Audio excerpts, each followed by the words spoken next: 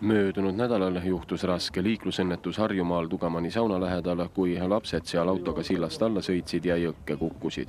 Kui politseikroonika võttegrupp sündmuspaigale jõudis, siis avariis vigastada saanud lapsi enam sündmuskohal ei olnud.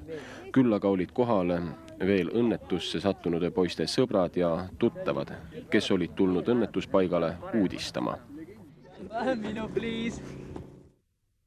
Nende samade lastega seal me siis ka jutule saime. Kuigi nad ise autos ei olnud, olevat nii mõndagi neist sõitu kaasa tegema kutsutud. Kuidas sillalt alla sõideti, seda nägid nad aga otseselt pealt. Sind siis kutsuti sinna autosse ka kaasa sõitu tegema?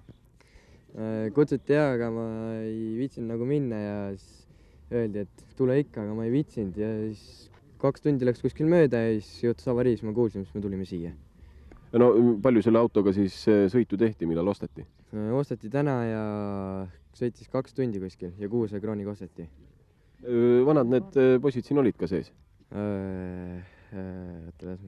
Taavi oli 13, üks väike poiss oli 9-aastane ja siis Karmo oli 14. No, vähe vara ei olnud autorooli istuda? Oli ikka.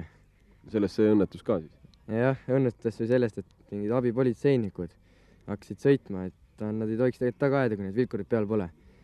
Auto oli ka siuke ront, et anna ollere. No siis hakkasid tagama, aga poistel on hirm rahas ja hakkasid kohe eest ära minema.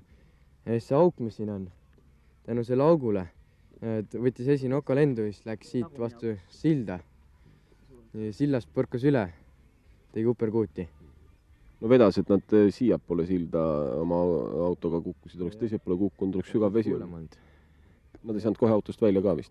2 poissi tulid, juht jäis kõrvalist, aga väiksel poisil oli see lahtine luumurd jala. No nii, et päris valusalt lõppenud kihutamine. Jah, valusalt.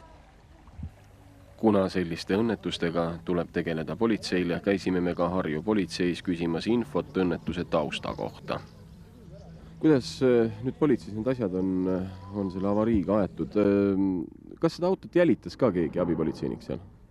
Abipolitseinikud märkasid seda tumesinist Tatsunit Vääna poe juures ning andsid peatumismärguande, millele Tatsun ei reageerinud. Ning abipolitseinikud sõitsid siis autole järele ning Tugamani sauna viival teel sõitis Tatsun sillalt välja jõkke. Kui suured need kiirused võisid olla? Ei oska hetkel öelda, aga ei oska isegi ennustada hetkel. No, roolis olid lapsed, ei tarvitsenud olla nii üle mõistuse suured kiirused? Tõepoolest, roolis oli 13-aastane poiss, mis tõttu see kiirus ei pruukinud olla väga suur. No kuulda on, et läbi siin lähisugulaste on need lapsed ka suguluses politseiga? Suguluses politseiga nad ei ole, küll on meie andmetel ühe lapse ema abipolitseinik. Ja samas teiselt poolt jällegi isa, kes on samamoodi rikkunud lähiajal siin liikluseeskirju. Nii see on. Kohalikud Vääna posti elanikud teavad rääkida, et häda olevat see pere endale ise kaela tõmmanud, kuna raha vana Tatsuni ostmiseks andis lastele isa. Külarahvas räägib, et sel teel olevat ise liikluseeskirjaga pahatihti pahuksis olev isa tahtnud poistest tublid autojuhid koolitada. Ema abipolitseinikust kolleegid, kellel seadus minu teada lubab politseitööd teha vaid tõelise politseiniku juuresolekul, ajasid aga lapsed põgenema ning nii see õnnetus juhtuski.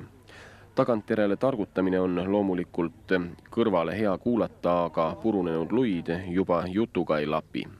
Need kasvavad kinni ajapikku ja mõned vigastused ei tarvitsegi paraneda. Arvatavasti ei tule ühelegi autojuhile üllatusena see naiivne tõdemus, et iga juhti varitseb iga järgmise kurvi taga oht ja igal teisel ristmikul surm. Lubada lapsi tehniliselt mitte korras liiklusvahendiga teedele seiklema, selline teguviis paneb üsna tõsiselt kahtlema lapsevanemate vaimses tervises.